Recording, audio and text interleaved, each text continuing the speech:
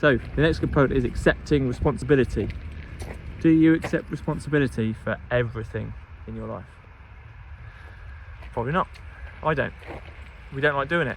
We don't like accepting responsibility. Especially when we're not owning the inputs, right? So if I'm a member of the team and the team leader's plan fails, whose responsibility is it, that failure? Well, we could all very point at the leader and say it was their plan. Or if I'm practicing discipline, and this is why it's painful, I'm practicing some discipline, do I need to look at myself and say, could I have accepted more responsibility? Could I have put in a little bit more?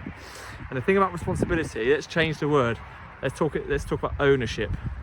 If you own something, you have a far greater want, need, care about that thing, right? My house that I own means a lot to me, right? If it burnt down, that would be very sad.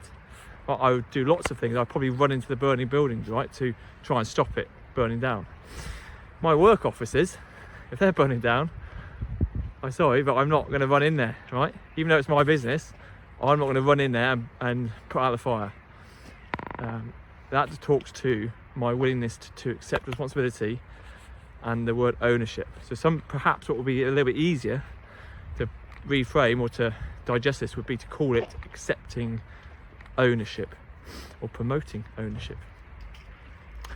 Ownership's massive, and actually I use a performance framework in how I work with teams and businesses, and actually I'm building it out for individuals currently. The overarching principle to it is ownership. If you own something, you're basically going to care more about it, and therefore your performance is going to increase. So that's what accepting responsibility is.